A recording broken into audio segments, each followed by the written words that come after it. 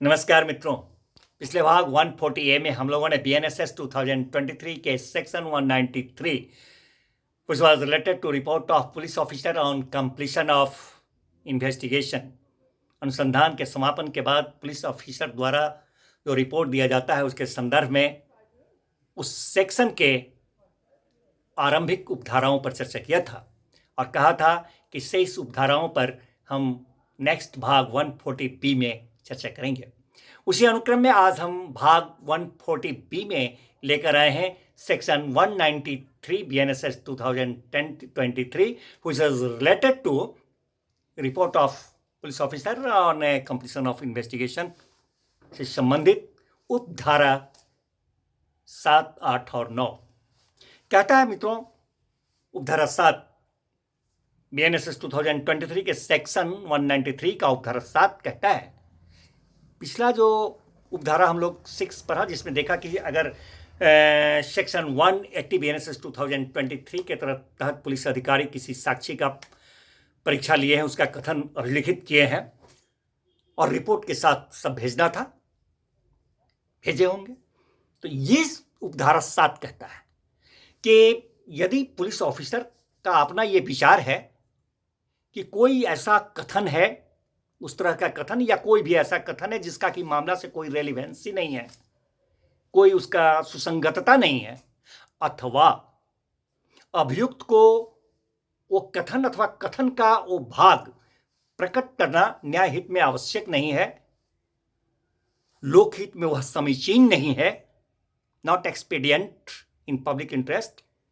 तो वो क्या करते हैं? तो पुलिस ऑफिसर करते हैं, जो इन्वेस्टिगेटर में होते हैं वो क्या करते हैं? वो करते हैं कि कथन के उस भाग को सिर्फ उपदर्शित करते हैं, इंडिकेट करते हैं। इंडिकेट करते हुए अभियुक्त को, जो आगे का सेक्शन एक तो हम लोग नहीं पढ़ेंगे, उस पर चर्चा करेंगे, सेक्शन 230 BNSS 2023 जिसके तहत के अभियुक्त को पुलिस पेपर्स रिसीव कराए जाते हैं। तो ये करते क्या है कि सिर्फ उस कथन के उस भाग को उपदर्शित करते हैं, इंडिकेट करते हुए, और वो जो अभियुक्त को जो प्रति दिया जाएगा, रिसीव कराया जाएगा, उस भाग को निकाल देने के लिए कि उस भाग को उसको उस प्रति के साथ नहीं दिया जाए, कथन के उस भाग को उसमें से निकाल देने के लिए संबंधित जो सशक्त मजिस्ट्रेट साहब हैं उनसे निवेदन करेंगे। जिस निवेदन में वे इस तरह की बात को करने का जो कारण है उसका भी कथन करेंगे और एक नोट मजिस्ट्रेट साहब को भेजेंगे। कहता है सेक्शन कि इस तरह के जो अन्वेषक महोदय हैं, पुलिस अधिकारी महोदय, वो सेक्शन 230 जिसके बारे में बोला कि सेक्शन 230 BNSS 2023 जिसके तहत पुलिस पेपर्स अभियुक्त को रिसीव कराए जाते हैं, तो उसमें जितना पुलिस पेपर्स की प्रतियां अपेक्षित की जाती हैं, ये सेक्शन कहता है कि ऐसे पुलिस अधिकारी जो है, अन्वेषक महोदय, वो तमाम दस्तावेज जो है, डॉक्यूमेंट्स हैं, उस सब को एक सम्यक तरीके से सूचीबद्ध करते हुए जितनी अपेक्षित प्रतियां हैं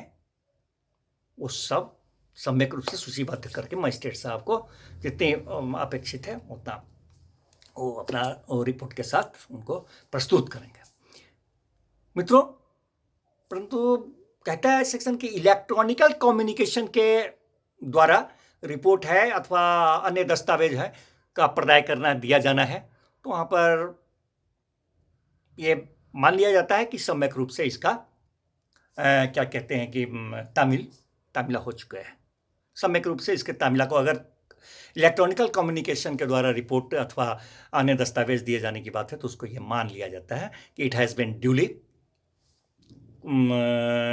सर्व्ड।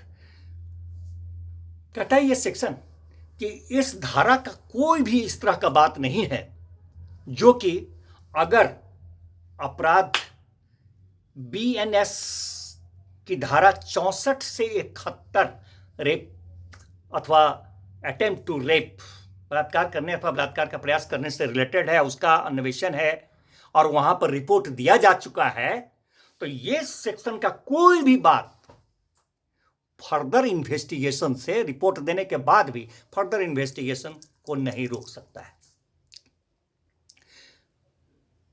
तथा इस तरह का अन्वेषण जब ऑफिसर इंचार्ज करते हैं और कोई उनको अतिरिक्त मौखिक साक्ष्य हो अथवा दस्तावेजी साक्ष्य हो, डॉक्यूमेंट्री एविडेंस, अगर उनको हाथ लगता है, उनको मिल जाता है, प्राप्त होता है इस तरह का कोई साक्ष्य, तो वो इस तरह के साक्ष्य के संबंध में अतिरिक्त रिपोर्ट है अथवा रिपोर्ट्स हैं, वो जो भेद प्रारूप है उस भेद प्रारूप में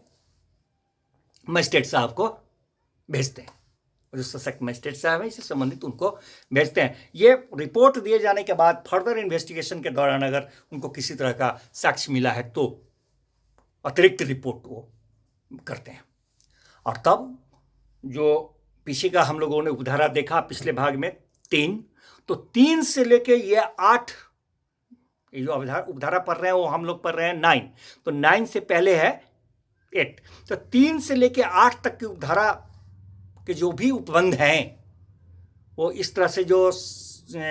एडिशनल रिपोर्ट भेजे गए अतिरिक्त, उस पर इस तरह से लागू होते हैं, जहां तक हो सके इस तरह से लागू होते हैं जैसे कि धारा 3 के अधीन जो रिपोर्ट पहली बार भेजा गया था उस पर जो 3 से लेकर 8 तक की धाराओं के उपबंध लागू हुए थे, माना जाएगा कि उस तरह से जहां तक हो वो उपबंध लागू होंगे ये अतिरिक्त रिपोर्ट पर। परंतु विचारण के दौरान, इस तरह के ऑफेंसेस से रिलेटेड विचारण के दौरान अग्रेतर अनुसंधान जो है, ये फर्दर और आगे अनुसंधान किया जा रहा है, उस विचारण न्यायालय की अनुज्ञा से ही संचालित किया जाएगा। ये सेक्शन कहता है विचारण न्यायालय, ट्रायल कोर्ट जो है वो जब अनुज्ञा परमिट करेंगे तभी फर्दर इन्वेस्टिगेशन होगा, जो कि 90 दिनों के अंदर पूरा किया जाएगा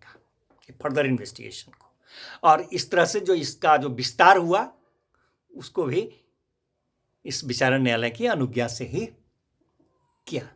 जाएगा इसका विस्तार। धन्यवाद मित्रों, फिर मिलते हैं नेक्स्ट भाग में नेक्स्ट सेक्शन के साथ।